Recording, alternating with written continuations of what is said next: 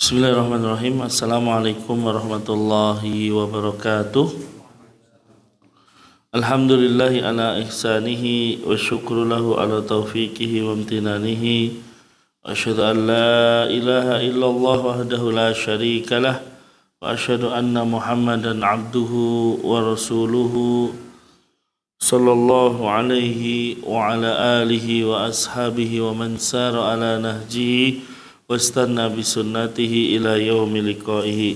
قال الله تعالى يا أيها الذين آمنوا اتقوا الله حق تقاته ولا تموتن إلا وأنتم مسلمون.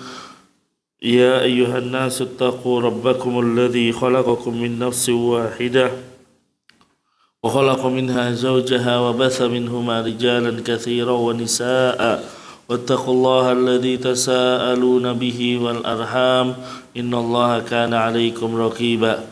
يا أيها الذين آمنوا اتقوا الله وقولوا قولا سديدا يصلح لكم أعمالكم ويغفر لكم ذنوبكم ومن يطع الله ورسوله فقد فاز فوزا عظيما. أما بعد فإن أصدق الحديث كتاب الله وخير الهدى هدى محمد صلى الله عليه وسلم وشر الأمور محدثاتها فإن كل محدثة في الدين بدعة وكل بدعة ضلالة وكل ضلالة في النار.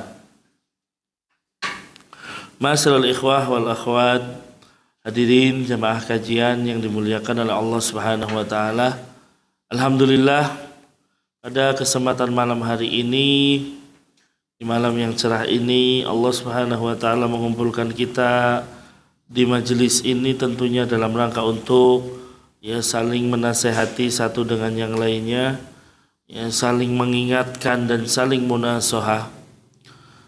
Kita terus bersyukur kepada Allah Subhanahu wa taala dengan nikmat-nikmat yang Allah Subhanahu wa taala berikan kepada kita semua. Dan salah satu cara mensyukurinya adalah dengan kita memperbanyak ketaatan kepadanya. Dengan kita mendekat kepada Allah Subhanahu wa taala. Karena itulah salah satu cara kita mensyukuri nikmat-nikmat Allah Subhanahu wa taala. Jangan sampai kenikmatan yang Allah berikan kepada kita malah digunakan untuk kemaksiatan, naudzubillah. Kemudian salawat beriring salam senantiasa kita haturkan kepada beliau Rasulullah Muhammad sallallahu alaihi wasallam, juga kepada keluarga beliau, para sahabatnya serta umatnya yang setia mengikuti beliau hingga akhir zaman. Ikhwas sekalian, kita memasuki masih pada hadis yang ketujuh dan pembahasan akhir dari hadis yang ketujuh mengenai agama adalah nasihat. Dan kita masuk pada nasihat yang terakhir, yaitu wa'amatihim. Nasihat kepada kaum mukminin secara umum. Kaum mukminin secara umum. Baik, hadirin yang dimuliakan oleh Allah Subhanahu wa taala, makna nasihat. Nasihat itu maknanya menurut Al-Khattabi di dalam buku beliau mengatakan an-nasihatu kalimatun yu'abbaru biha an jumlatin hiya iradatul khairi lil mansuhi lahu. Nasihat itu adalah ungkapan yang bermakna mewujudkan kebaikan kepada yang dinasehati. Iradatul khairi lil mansuhi lahu, menginginkan kebaikan kepada yang dinasehati. Ini makna dari nasihat. Jadi tujuannya dari sini, dari makna nasihat kita bisa mengetahui tujuan memberi nasihat adalah kebaikan pada yang dinasehati. Nah ini iradatul khair lil mansuhi lahu, menginginkan kebaikan pada orang yang dinasehati. Makanya ikhwas sekalian, kalau ada orang menasehati tapi nggak ada unsur menginginkan kebaikan, berarti bukan disebut nasihat. Makanya para ulama mengatakan bahwasanya nasihat itu tidak akan muncul dari dua golongan. Ya, yang pertama adalah iblis dan bala tentaranya. Meskipun mereka menganggap dirinya sebagai pemberi nasihat. Yang kedua orang yang hasad.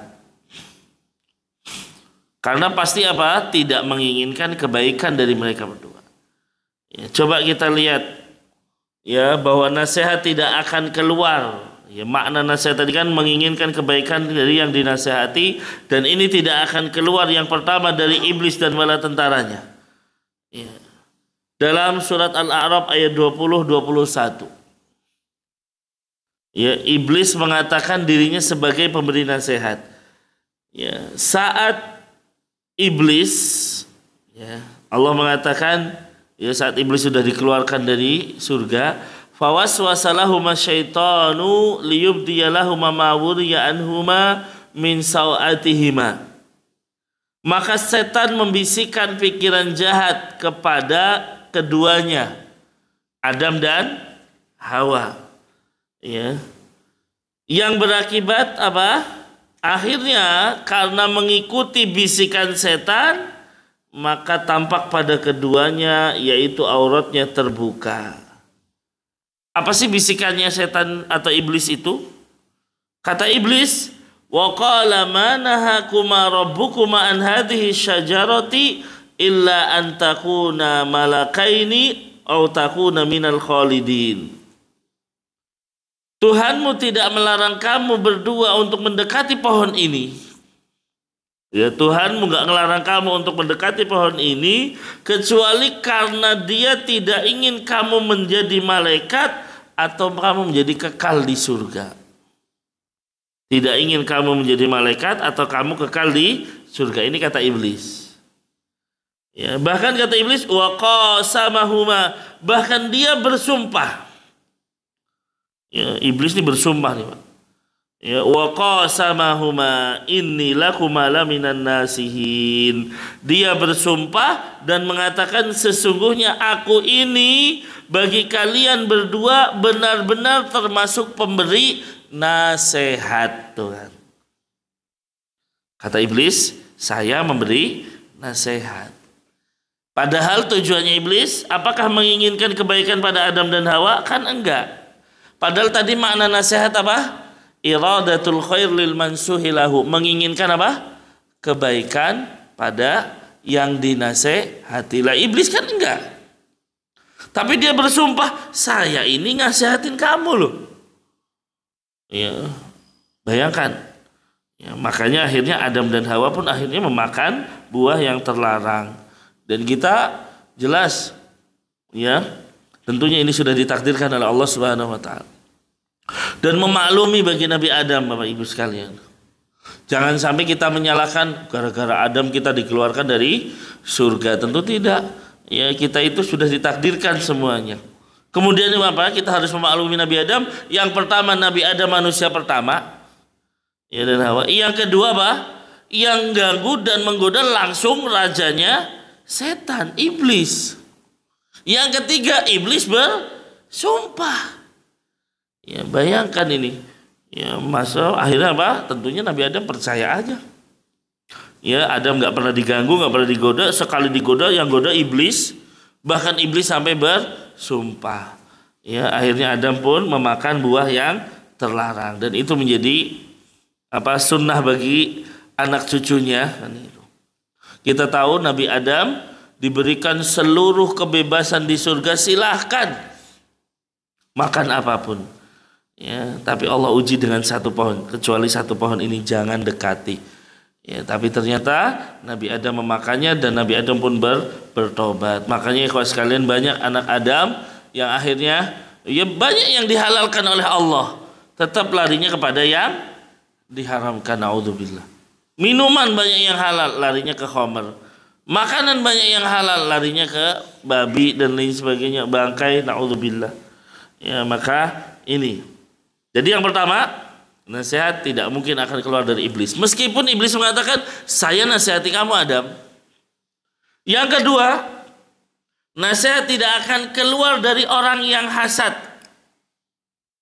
Kita ambil contoh siapa? saudara-saudaranya Nabi Yusuf.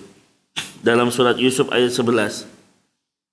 Pada saat saudara-saudaranya ingin membawa Nabi Yusuf keluar main-main, padahal tujuannya apa? Pengen membunuh atau mencelakakan Nabi Yusuf. Ya, apa perkataan mereka kepada ayahnya? Ya, Yakub. Saudara-saudaranya mengatakan, qalu ya abana malaka la ta'manna ala Yusufa wa inna lahu lanasihun. Ya. Kata mereka, ya abana, wahai ayah kami, kan gitu.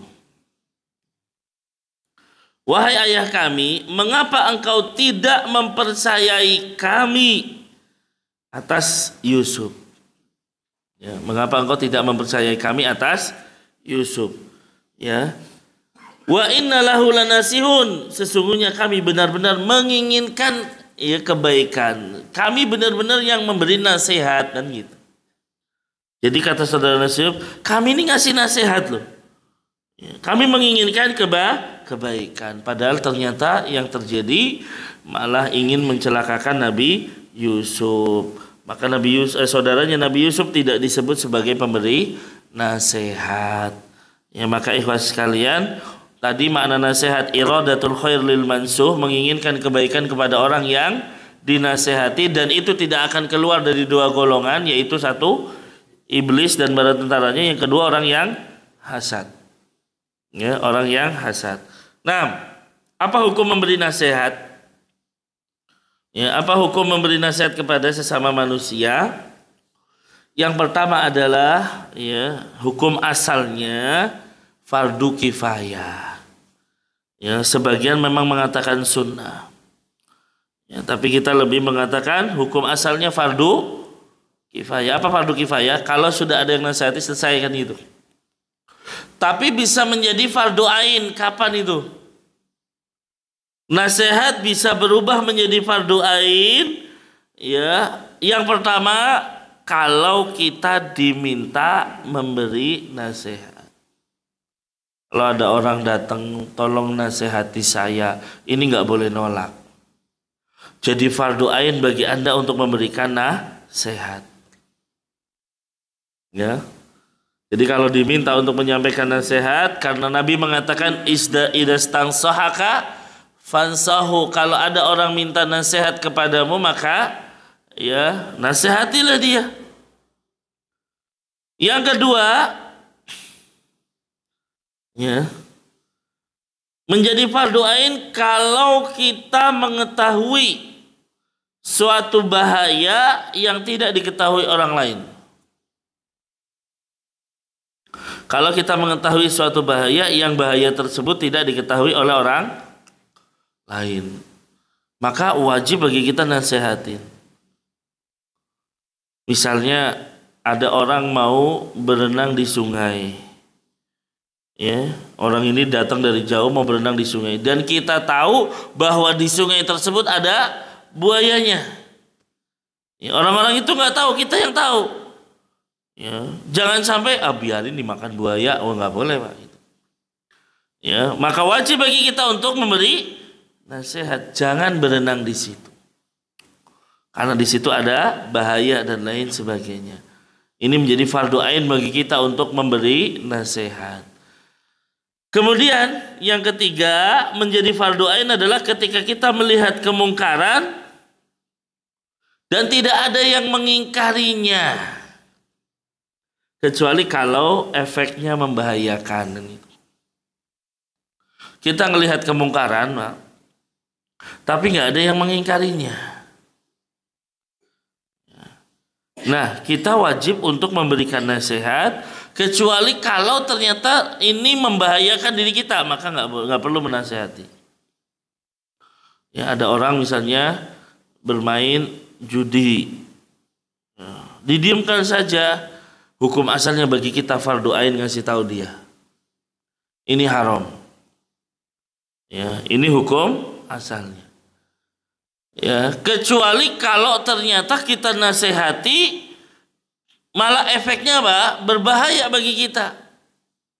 Ya, ternyata apa? Begitu dinasihati dia marah, malah mengobrak-abrik kampung misalnya, atau bahkan malah membahayakan kita, ya, dan lain sebagainya, maka kita tinggalkan hal tersebut.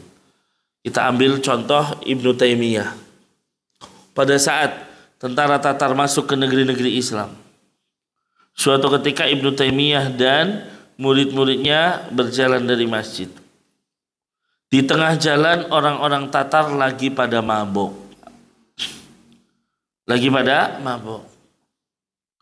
Ya. Dilewati oleh Ibnu Taimiyah dan murid-muridnya. Lewati saja tanpa ditegur sama Ibnu Taimiyah dan lain sebagainya. Ya, begitu sudah jauh murid-muridnya nanya, "Ya Syekh, wahai guru kami, kenapa engkau tidak menasehati dia? Ya, tidak menegur mereka yang minum minuman keras." Maka kata Ibnu Taimiyah, ya, ketika kita menegurnya, maka dia akan serta-merta menghancurkan atau memasuki kaum muslimin, lalu memperkosa wanita-wanitanya, membunuh anak-anaknya dan lain sebagainya. Ya, kata para ulama apa? Ini berarti menunjukkan ketika ada kemungkaran yang lebih besar, kita tinggalkan. Ya, jadi kita jangan sampai mengingkari kemungkaran, ternyata muncul kemungkaran yang lebih besar. Nah, ini tidak boleh. Makanya Nabi mengatakan apa? Ya, man ra'a minkum munkaran falyughayyirhu biyadihi, yang pertama dengan tangannya. Ini khusus pemimpin dan orang-orang yang memang diserahi, ya, serahi amanat dan sebagainya. Termasuk di dalamnya adalah kepala keluarga boleh mengingkari kemungkaran dengan tangan. Tapi hukum asalnya bagi kita masyarakat, ya, tidak boleh menggunakan tangan kecuali memang diperintahkan oleh pemimpin kita. Yang kedua dengan lisan. Yang ketiga adalah dengan hati kita, dan itu selemah-lemahnya iman. Tapi kata para ulama, ketika kita mengingkari kemungkaran, jangan sampai muncul kemungkaran yang lebih besar. Ya, nah, makanya ikhwas sekalian, ya, sempat mungkin di tahun-tahun 2000-an atau mungkin kurang, ketika setiap mau lebaran ada sweeping dengan menghancurkan diskotik dan lain sebagainya. Ya, tentunya ini bukan bagian dari masyarakat seperti itu. Dan ternyata apa? Begitu dihancurkan ini muncul kemungkaran yang lebih besar. Diskotiknya dibangun lebih megah, naudzubillah. Kan tidak bisa berarti. Berarti ada yang salah dalam mengingkari kemungkaran di sini. Ya, kita pernah, ya, kita di satu desa saya diceritakan, ya, sweeping perjudian, di sweeping semua bagus, hilang perjudian di kota-kota, tapi ternyata muncul perjudian di dalam lebih besar daripada itu. Ya, berarti kan apa? Ada kemungkaran yang lebih besar di situ. Maka kata para ulama tidak boleh ketika kita mengingkari kemungkaran, ya, muncul kemungkaran yang lebih besar. Wallahu a'lam. Baik. Maka itu hukum dari nasihat. Oleh karena itu ikhwas sekalian, apabila kita dimintai nasihat, Nabi mengatakan idastansahaka fansahu, apabila engkau dimintai nasihat, maka wajib untuk memberi nasihat baik dalam perkara duniawi maupun ukhrawi. Nah, dalam perkara misalnya ukhrawi, kalau ada orang nanya gimana caranya sholat, ya, maka wajib bagi kita untuk ngasih tahu. Lah Ustadz, kalau saya belum tahu, maka kasih tahu juga. Saya akan tanyakan kepada yang lebih tahu dulu, nanti saya kasih tahu. Jadi intinya jangan sampai langsung dipatahkan. Enggak tahu saya gitu. Enggak. Coba saya tanyakan dulu misalnya. Ya, nah seperti itu. Ya, jadi dalam permasalahan agama, kalau memang kita nggak tahu, ya kasih tahu kita nggak tahu, cuma nanti saya tanyakan. Ya, dan orang yang ditanya ini wajib menanyakan kepada yang tahu. Ya, gimana sih cara puasa, gimana sih cara sholat, gimana sih cara wudu dan sebagainya. Ada orang tanya, saya mau zakat gimana? Maka ini wajib untuk kita menjawabnya meskipun dengan, ya, kalimat nanti saya tanyakan dulu. Karena kita juga tidak boleh berfatwa tanpa ilmu. Jelas berfatwa tanpa ilmu itu berbahaya, Pak. Dan ini pernah terjadi juga di masa Rasul Shallallahu Alaihi Wasallam. Ada sahabat-sahabat pergi safar, ya, kemudian di saat safar ada seseorang yang terkena batu besar kepalanya, bocor itu, Pak. Kepalanya bocor. Ya, diikat sampai dengan kain, kemudian tidurlah orang tersebut. Ternyata dalam tidurnya dia mimpi basah. Ya, dia mimpi basah, bayangkan. Ya. Kemudian apa? Paginya dia nanya sama teman-temannya, apakah saya boleh rukhsah nggak usah mandi gitu? Karena saya lagi luka seperti ini. Ternyata teman-temannya menjawab tanpa ilmu, berfatwa tanpa ilmu. Mereka mengatakan, ya, kami melihat tidak ada rukhsah untukmu, kamu tetap harus mandi wajib. Akhirnya benar, dia mandi wajib. Ya, begitu mandi wajib, tentunya disiram semua dengan air, airnya dingin lagi. Ya, selesai mandi meninggal orang tersebut. Disampaikan kepada Rasul, Rasul marah. Qataluhu qatalakumullah. Kalian telah membunuh sahabat kalian. Semoga Allah menghancurkan kalian. Na'udzubillah, tsumma na'udzubillah. Kata Nabi, kenapa kalian nggak nanya kalau nggak tahu? Karena orang yang nggak tahu obatnya adalah bertanya. Jangan sok tahu gitu loh. Nah, makanya ini tentunya dalam berfatwa tanpa ilmu itu berbahaya. Baik. Oleh karena itu, kalau ada orang bertanya tentang masalah agama, dicatat, Pak. Yaudah nanti saya tanyakan, ya, kepada yang paham. Jangan sampai kayaknya sih begini, ya, ini nggak boleh. Ya, jadi kita harus meyakini kebenarannya. Kalau dalam perkara duniawi pun demikian. Ya, misalnya ada, ya, tanya tentang rekan bisnis. Saya mau berbisnis sama fulan. Dan kita tahu, ya, keburukan fulan, maka wajib kita ngasih tahu. Dan ini bukan bagian gibah yang diperbolehkan. Ya, kamu kalau berbisnis sama dia, ya, nanti kamu akan begini. Karena saya pernah berbisnis dengan dia. Ya, ternyata misalnya orangnya tidak amanah, orangnya tuh suka, ya, mengambil uang dan lain sebagainya. Jangan sampai kita ini apa? Membiarkannya. Saya udah pernah ditipu, biarinlah teman saya ditipu, nggak boleh ini. Ya, namanya berarti tidak memberikan nasihat. Ya, maka demikian. Ya, ada orang mau hutang, tanya sama kita, fulan mau hutang, kira-kira saya kasih nggak? Hutangnya banyak loh. Kalau kita tahu bahwa fulan itu memang amanah, kalau berhutang dibayar, ya kita kasih. Kita kasih tahu, hutang orangnya amanah dan lain sebagainya. Kalau misalnya orangnya nggak amanah, kita tahu, ya kita kasih tahu. Ustaz, bukannya itu ghibah? Nah, ini ghibah yang diperbolehkan. Ya, ghibah yang diperbolehkan. Nah, ya, taib. Termasuk juga ketika seseorang bertanya, mungkin ada yang mau menikah, calon istrinya gimana, ya, atau calon suaminya gimana dan lain sebagainya. Kalau memang kita tahu, wajib bagi kita untuk menyampaikannya. Sebagaimana terjadi pada Fatimah binti Qais ketika datang kepada Nabi Shallallahu Alaihi Wasallam, bahwa ada dua orang yang datang, belum ada yang diterima nih kan itu. Dua-duanya datang, yaitu Muawiyah bin Abi Sufyan dan Abu Jaham, ya, Abu Jaham namanya. Ya Rasul, ada dua orang mau melamar saya, belum saya terima. Kira-kira bagaimana? Lalu Rasul ngasih tahu, Muawiyah, ya, adalah orang yang miskin. Sedangkan Abu Jaham adalah orang yang kasar gitu. Dia nggak pernah meletakkan tongkatnya, artinya kasar. Nabi kasih tahu, padahal ini mungkin sebuah aib. Ya, padahal ini mungkin sebuah aib, tapi Nabi kasih tahu. Dan Nabi memberikan kalimat yang terbaik atau memberikan petunjuk yang baik. Ingkihi Usama, angkihi Usama. Kamu nikahi saja Usama. Ya, nggak usah nikah yang itu, tapi nikahi saja Usama. Nah, ya, padahal Usama itu anaknya budak ibaratnya.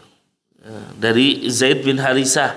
Zaid bin Harisah itu kan budaknya Nabi SAW yang diangkat menjadi anak Nabi. Awalnya jadi Zaid bin Muhammad, kemudian Allah melarang, tidak boleh menisbatkan kepada selain ayahnya. Akhirnya Zaid bin Harithah punya anak Usama. Nah, Fatimah binti Qais sebenarnya nggak pengen gitu kan, kok sama Usama gitu kan.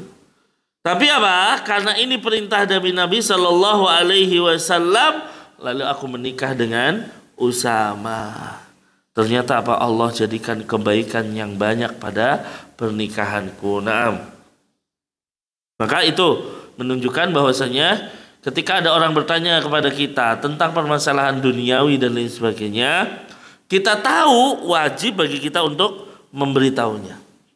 Ya, tidak boleh kita menyembunyikannya. Nah, makanya ini yang harus diperhatikan.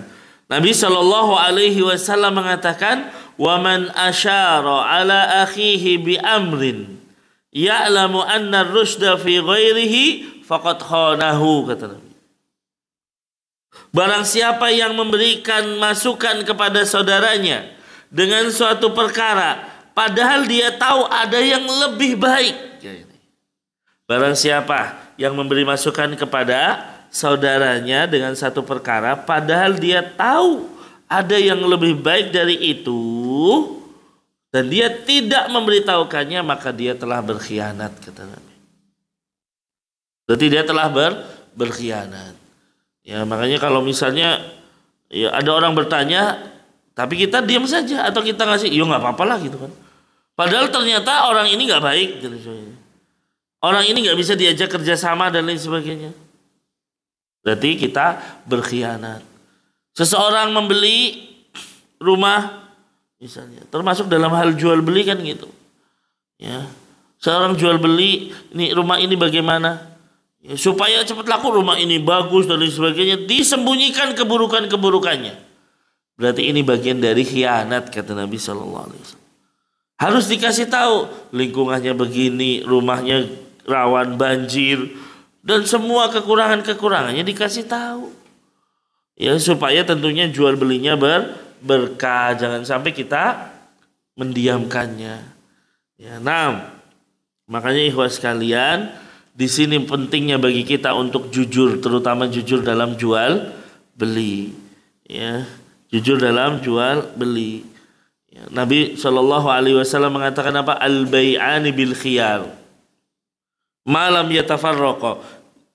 Jual beli itu ada hak untuk memilih mau lanjut atau enggak nih, selama belum berpisah. Artinya kalau belum berpisah kok kita nggak jadi jual beli, ya nggak apa-apa, Pak. Ya, jangan sampai penjual marah atau pembelinya pun marah. Ya, begitu sudah berpisah, sudah. Fa in sadaqa wa bayyana burika lahuma fi bai'ihima.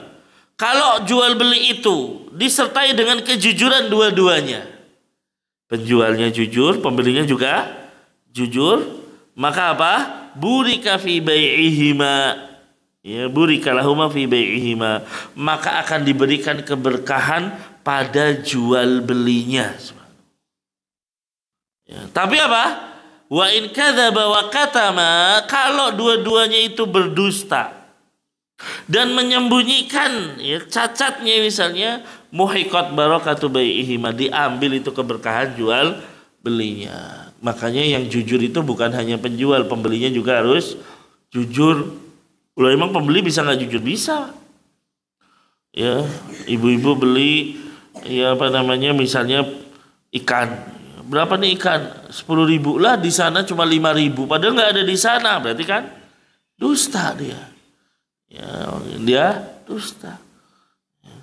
Maka jangan sampai pembeli dan penjual sama-sama dusta, pasti diangkat keberkahannya. Ya, termasuk ketika misalnya ya membeli kangkung, padahal kangkung masih segar. Ya, kemudian apa? Ya, ini kangkung kok udah layu misalnya, supaya harganya diturunkan. Mungkin dia dapat harga diturunkan, tapi benar-benar layu nanti karena sesuai dengan pembicaraan kita. Ya, maka ikhwas sekalian, jual beli itu tentunya harus ada kejujuran ya di dalam jual belinya, sehingga ada keberkahan.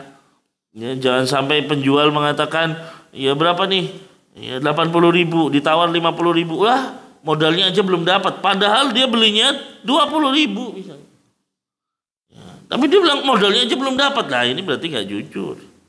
ya pasti akan ya diangkat ini yang namanya keberkahan dari jual beli tersebut. Nah, ikhwas sekalian, dalam memberi nasihat kepada awamun nas, ya tentunya apa? Ada adab-adabnya. Adab-adab dalam memberi nasihat kepada manusia. Yang pertama adalah tentunya ikhlas. Ya, kita dalam memberi nasihat hendaknya ikhlas. Tentu ini menjadi sebuah hal pada semua ibadah itu. Ya, setiap kita beribadah harus diiringi dengan keikhlasan. Nah, kemudian apa? Ya artinya di sini memberi nasihat tidak ada maksud untuk saya nasihati supaya dianggap pinter. Saya nasihati supaya ya masyhur dan lain sebagainya. Tapi tujuannya benar-benar adalah supaya dia mendapatkan kebaikan dan dapat keridhaan dari Allah Subhanahu wa taala. Ini tujuan dari nasihat. Ya, jangan sampai kita tadi menasihati tapi supaya dianggap orang yang alim dan lain sebagainya. Kemudian juga di dalam menasehati ya hendaknya kita berlemah lembut. Ya, jangan kita ya menggunakan kalimat-kalimat yang kasar dan lain sebagainya. Ya, meskipun mungkin dia terjatuh di dalam kemaksiatan dan lain sebagainya, tapi bagaimana kita menggunakan kelemah lembutan. Allah Subhanahu wa taala mengatakan dalam surat Al-Baqarah ayat 83 dan ini umum konteksnya, wa qulu linnasi husna, dan ucapkanlah kepada manusia perkataan yang baik, yang lemah lembut. Ya, jangan sampai apa? Kasar. Ya, orang kalau dinasihati kasar ya mikir-mikir kan itu. Bagaimana Nabi Musa dan Harun diminta oleh Allah datang kepada Fir'aun, itu pun apa kata Allah, faqula lahu qaulan layyinan. Ya, kamu nanti ketemu Fir'aun, kamu berdua ucapkanlah perkataan yang lemah lembut.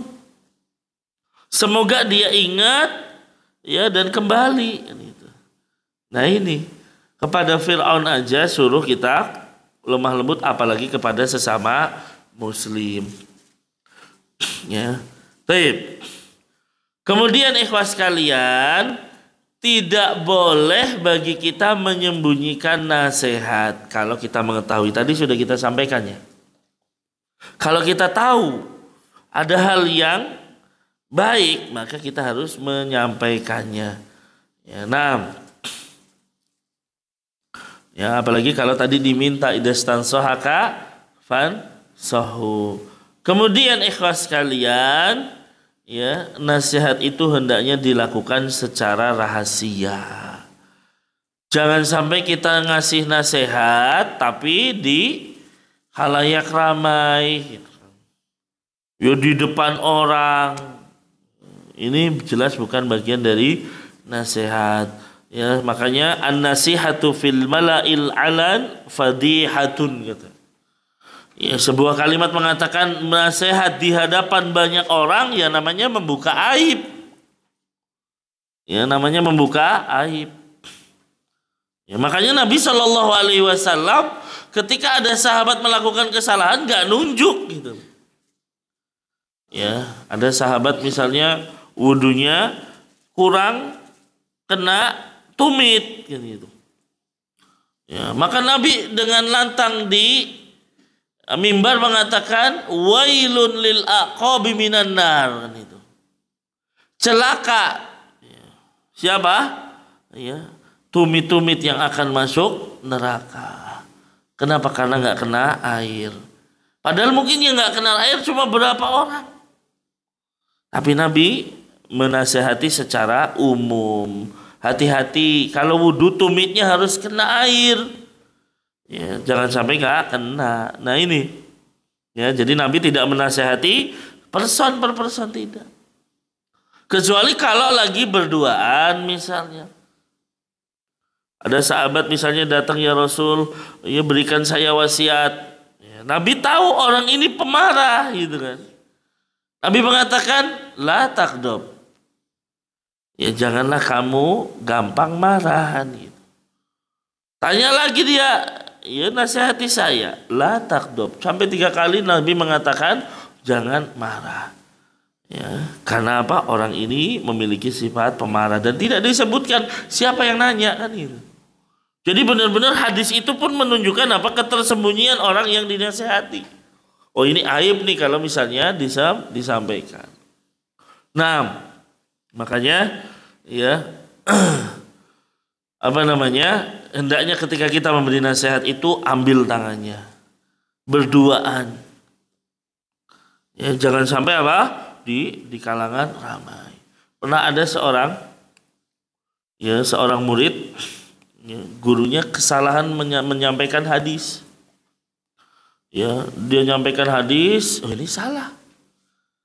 Ya, sang murid ini apa? Dia pendam dulu, nggak langsung mengkoreksi.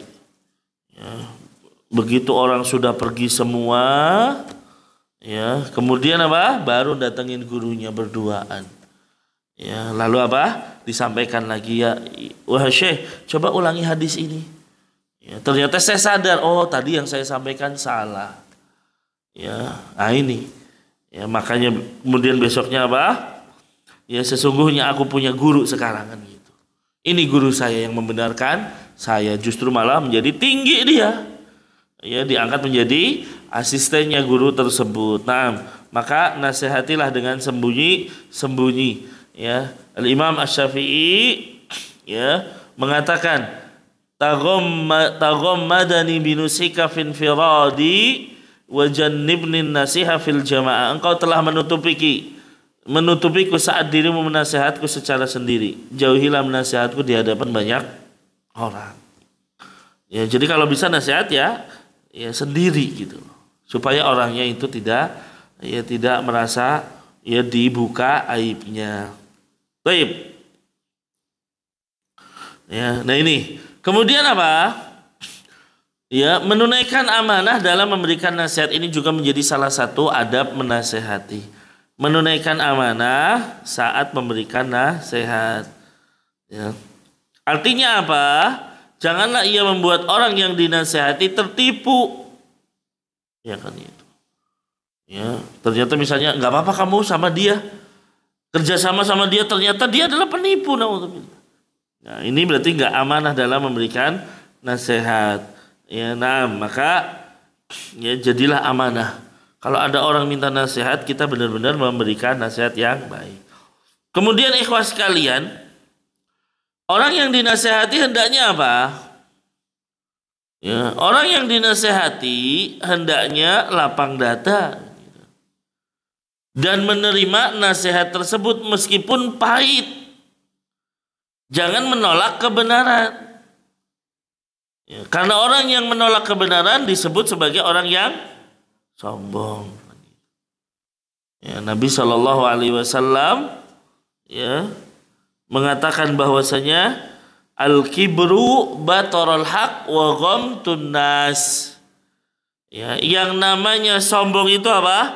Menolak kebenaran dan meremehkan manusia, merendahkan manusia. Ini namanya sombong. Ya, maka kalau kita tahu ini benar ya sesuai dengan Al-Quran, sesuai dengan hadis-hadis Nabi, ya, maka kita terima. Jangan sampai kita merasa benar dan tidak mau menerima nasihat. Ya, makanya sebagian perkataan mengatakan taqabbalin nasihata bi ayyi wajhin wa addiha ala ahsani wajhin. Terimalah nasihat dari mana datangnya, tunaikanlah dengan cara yang terbaik. Ya, terimalah nasihat dari mana datangnya. Kalau itu nasihat yang benar, kita terima. Ya. Meskipun apa, jangan sampai kita sebagian orang ngaji ke sana kemari, ya kemudian mengatakan dengan kalimat ini, kan yang penting nasihat dari siapa saja bisa diterima. Ya. Maksudnya apa? Kalau dia memberikan nasihat bagus, iya kita terima benar. Tapi bukan berarti kita terus-menerus mengambil dari orang tersebut sebagaimana hadis pada saat Abu Hurairah menjaga Baitul Mal kan itu. Ya, datang orang mencuri ya perbendaharaan dari Baitul Mal, ditangkap sama Abu Hurairah, ya kemudian dilepas karena kasihan. 3 malam berturut-turut dia mencuri. Ya, yang malam ketiga malah dia ngasih apa? Saya jangan laporkan kepada Rasul, saya berikan kepada kamu satu kalimat. Kalau kamu mengatakannya, maka tidak akan didekati oleh setan. Apa? Baca ayat kursi sebelum tidur. Maka tidak akan didatangi setan sampai pagi. Ya. Nah, diterima enggak? Diterima. Datang paginya kepada Rasul, apa yang dikatakan? Iya, ya Rasul, dia mengatakan baca ayat kursi sebelum tidur, maka setan tidak akan mendekatiku pada saat malam. Ya. Apa kata Nabi? Dia benar, padahal dia pendusta. Ya. Bukan berarti Nabi udah kamu ambil ilmu dari orang tersebut terus-terusan. Enggak. Ya, kenapa? Karena udah jelas orang ini adalah orang yang ya apa? Rusak. Iblis, setan jelas rusak. Udah kamu orang ini benar. Tapi sebenarnya dia pendusta. Siapa yang kamu tahu 3 hari berturut-turut datang, dia adalah setan yang berubah wujud menjadi manusia, dan ini terjadi di bulan Ramadan. Artinya nasihatnya diterima saat itu, tapi bukan berarti habis itu ngambil ilmu pada orang tersebut, tidak. Ya tetap apa? Kita harus pilih-pilih dalam belajar. Ya, jangan sampai kita salah memilih pengajarnya, ternyata yang kita ambil ilmunya adalah orang yang berpemikiran sesat misalnya. Ya, berpemikiran Khawarij misalnya, suka mengkafirkan yang lain dan lain sebagainya. Maka itu, jadi terimalah nasihat, dari mana datangnya, tunaikanlah dengan cara yang terbaik. Kemudian setelah menerima nasihat, ya maka kita berhenti dari kebatilan, berhenti dari kemaksiatan. Kalau kita dinasihati, kamu jangan melakukan ini, ya udah berhenti harusnya. Ada orang dinasihat, ya tapi terus bermaksiat. Ya, maka ini jelas ya bukan adab orang yang dinasehati. Karena kalau kita tahu bahwasanya kita berada dalam kesesatan, berada dalam kebatilan, hendaknya kita berhenti dari ya kebatilan tersebut. Nah, kemudian apa? Ya berterima kasih kepada orang yang memberi nasihat. Ya ini penting, kadang orang dikasih nasihat malah marah kan gitu. Ya bukannya berterima kasih. Ya oleh karena itu ikhwas sekalian, ya ketika ada orang memberikan nasihat kepada kita, maka kita katakan jazakumullahu khairan. Kamu sudah memberikan nasihat kepada kami dan lain sebagainya. Baik, itulah hadis berkaitan tentang ad-dinun nasihah, dan kita sebutkan tentang ya bagaimana nasihat kepada awamun nas, kepada manusia secara umum. Ya. Dari hadis ini kita bisa mengambil beberapa faedah. Ya, hadis yang ke-7 ini ada beberapa faedah. Ya, yang pertama, ahamiyatun nasihah fi hadhil mawadi. Pentingnya nasihat pada tempat-tempat yang disebutkan. Nabi mengatakan ad-dinun nasihah, agama itu nasihat pada siapa saja? Lillahi, pada Allah. Dan kita sudah menjelaskan maksudnya nasihat kepada Allah itu apa? Ya, apa? Melaksanakan perintahnya, meyakini ya keesaan Allah, menjauhi kesyirikan.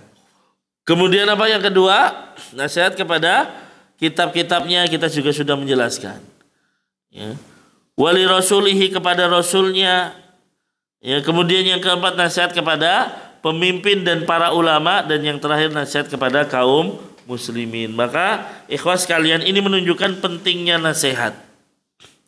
Ya, oleh karena itu ya salah satu surat di dalam Al-Qur'an yaitu surat Al-Asr. Allah mengatakan wal asri, demi masa, innal insana lafi khusrin, manusia dalam keadaan rugi. Illal ladzina amanu, kecuali orang yang beriman, wa amilus solihati wa tawasau bil haqqi wa tawasau bis sabri. Empat orang yang tidak rugi: beriman, beramal soleh, saling menasihati dalam kebenaran, saling menasihati dalam kesabaran. Ya, berarti selain itu adalah orang-orang yang merugi. Ya, maka ikhwas sekalian, agama ini dibangun dengan nasihat. Ya, hendaknya kita itu saling menasehati satu dengan yang lainnya. Baik. Kemudian yang kedua, ya, bagusnya pengajaran Rasul Shallallahu Alaihi Wasallam. Salah satu metode dalam pengajaran Rasul adalah yang terbaik, yaitu apa? Nabi menyebutkan sesuatu secara global. Nabi mengatakan agama itu nasihat. Maka sahabat nanya, untuk siapa? Ya, nasihat ini untuk siapa? Maka Nabi baru menjelaskan, lillahi wali kitabihi wali rasulihi wali a'immatil muslimina wa amatihim. Dan ini sudah kita jelaskan di awal-awal bahwa Nabi Shallallahu Alaihi Wasallam banyak sekali metode-metode dalam mengajarkan. Ya, bisa Nabi nanya dulu, ya. Nabi bertanya, apa itu hak Allah terhadap hamba dan hak hamba terhadap Allah. Ya, kadang juga Nabi menyebutkan sesuatu supaya orang-orang ini tergugah. Ya, ketika Nabi mengatakan, sesungguhnya umatku ada 70.000 golongan yang akan masuk surga tanpa hisab, tanpa azab. Ya. Nabi ngomong ini, selesai langsung masuk ke rumahnya. Ya. Apa tujuannya? Ya ini supaya orang-orang apa? Berpikir, kira-kira siapa itu 70-nya? Karena akhirnya saling bertanya, saling menyebutkan, oh kayaknya yang dimaksud adalah para sahabat Nabi. Oh enggak, kayaknya yang dimaksud adalah orang-orang yang mati dalam kondisi Islam. Oh macam-macam, ya liar pemikiran para sahabat saat itu. Baru ketika sudah lama Nabi keluar. Yang dimaksud dari 70.000 golongan itu adalah mereka yang tidak minta ruqyah, mereka yang tidak mengobati dengan besi panas, mereka yang tidak tatoyur menganggap sial, dan yang keempat apa? Wa ala rabbihim yatawakkalun, mereka senantiasa tawakal kepada Allah Subhanahu wa taala. Kan gitu. Ya, dan ini sudah kita sampaikan bagaimana metode Nabi dalam mengajarkan sehingga para sahabat masuk ke dalam tadi. Oh, begini maksudnya. Ya, dan lain sebagainya. Maka inilah metode-metode yang diajarkan oleh Rasul Shallallahu Alaihi Wasallam. Kemudian di dalam Islam ada yang namanya al-bada'atu bil ahammi fal aham. Memulai sesuatu dari yang paling penting terlebih dahulu. Ya, jadi sesuatu itu dimulai dari yang penting dulu. Karenanya di sini ketika Nabi mengatakan ad-dinun nasiha, Nabi mengatakan lillah. Ya, baru dari Allah dulu, baru kitabnya, baru rasulnya, baru pemimpin, lalu baru kaum muslimin. Makanya ikhwas sekalian, di dalam agama ini kita itu mengambil agama secara runtut. Ya, jangan sampai kita ini ngambil dari hal yang besar dulu, ya, baru yang kecil. Enggak, secara Islam kita tuh belajar Islam dimulai dari apa? Ya, dari mulai misalnya rukun Islam dulu. Kita kenal benar-benar rukun Islam dari A sampai Z. Ya, benar-benar sudah paham rukun Islam, nanti kita pelajari rukun iman. Kan gitu namanya bertahap dalam belajar. Ya. Kadang orang belajar misalnya langsung kitab yang berat misalnya. Ya, belajar langsung Sahih Bukhari misalnya. Ya, tapi tidak meninggalkan yang ringan-ringan tersebut. Makanya kita ini belajar Arba'in An-Nawawi ini masih dari dasar dulu. Al-Imam An-Nawawi membuat hadis-hadis yang memang rentetannya dari dasar. Dari niat dulu, baru habis itu rukun Islam, rukun iman, rukun ihsan. Ya, masuk di sini apa? Ad-dinun nasiha. Ya, makanya Islam itu mengetahui atau mengajarkan mana yang lebih dulu. Mengambil skala prioritas. Ya, jangan kita ngambil yang bukan prioritas, ya, skala prioritasnya kita tinggalkan. Makanya sering kan saya sampaikan, ya, seseorang bolehlah dia belajar permasalahan fikih muamalah, tapi jangan tinggalkan yang paling utama, yaitu fikih ibadah. Ya, yaitu tauhid dia kepada Allah Subhanahu wa taala. Ya, orang belum belajar tauhid. Padahal tauhid ini adalah inti dakwahnya para nabi dan Rasul. Ya, bahkan Nabi itu 10 tahun di kota Mekah plus ya 10 tahun itu hanya mengajarkan tauhid, belum ada yang lain loh Pak. Baru di tahun ke-10 turun perintah sholat. Ya, jadi 3 tahun sebelum Rasulullah hijrah. Ya, berarti 13 tahun di kota Mekah, 10 tahun itu full tauhid. Ya, sembahlah Allah, jangan menyembah yang lain. Full tauhid. Baru 3 tahun terakhir sebelum Rasulullah hijrah, ya turunlah ayat untuk sholat, perintah untuk sholat. Makanya Nabi melaksanakan sholat 5 waktu itu di Mekah 3 tahun. Nah, maka ikhwas sekalian, ya al-bada'atu memulai tentunya dengan yang prioritas terlebih dahulu. Kemudian ikhwas sekalian, wajibnya menasehati kepada pemimpin dan ulama. Jelas. Ya, wajibnya menasehati kepada para pemimpin dan juga kepada para ulama. Dan ini sudah kita sampaikan kemarin ya. Bagaimana nasihat kepada para ulama, bagaimana nasihat kepada para pemimpin. Kemudian yang terakhir, ya, faedah yang bisa kita ambil adalah isyarat bahwasanya negara atau masyarakat muslim harus ada pemimpin di sini. Ya, harus ada pemimpin, tidak boleh itu masyarakat tanpa adanya kepemimpinan. Ya, tetapi tentunya bukan kepemimpinan yang kita cari. Jangan sampai berarti saya boleh dong mencalonkan diri sebagai pemimpin, tidak. Hukum asalnya apa? Menjadikan atau mencalonkan diri sebagai pemimpin ya adalah hal yang tidak atau yang dimakruhkan oleh para ulama. Ya. Naam. Ya, wallahu a'lam bishawab. Itulah faedah yang bisa kita ambil dari hadis ini yang mudah-mudahan bisa bermanfaat ya tentang ad-dinun nasihah.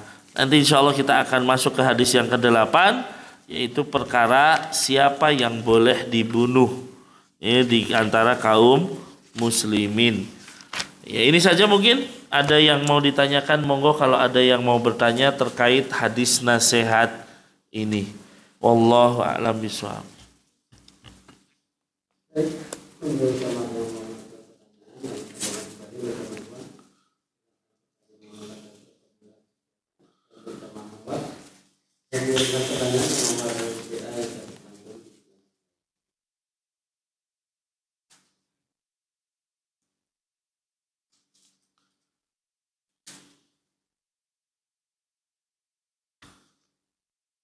Tidak ada? Ada. Oh, malam.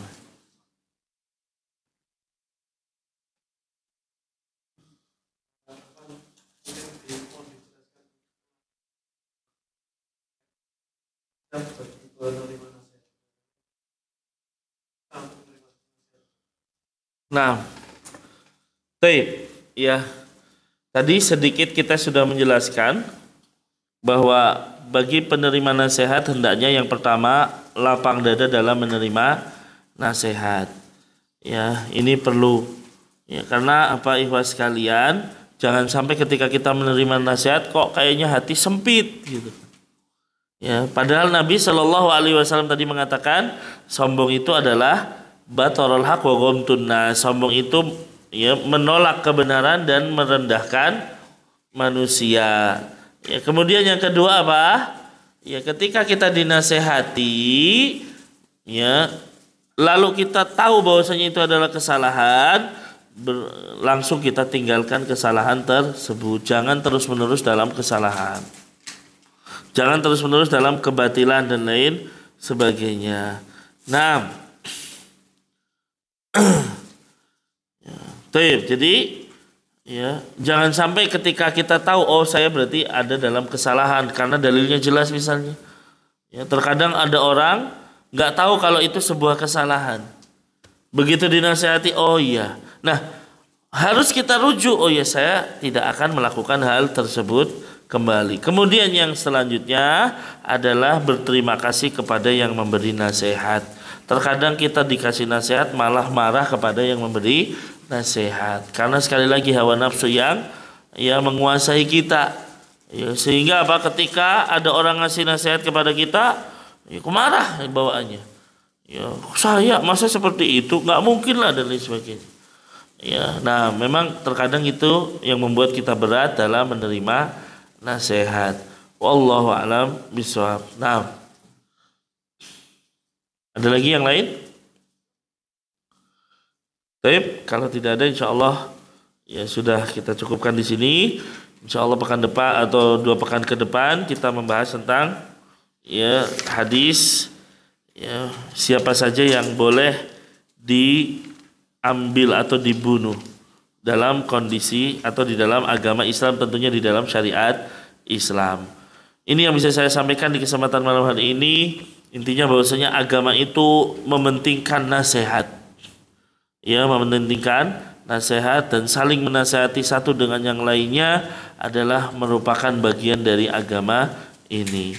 Ya, kebenaran mutlak milik Allah Subhanahu wa taala, sedangkan kekeliruan murni karena lemahnya ilmu yang kami miliki. Mohon dibukakan pintu maaf yang sebesar-besarnya. Allahumma alimna ma yanfa'una wanfa'na bima 'allamtana wa zidna ilman ya rabbal alamin. Kita akhiri kaji kita dengan doa kafaratul majelis. Subhanakallah. Assalamualaikum warahmatullahi wabarakatuh.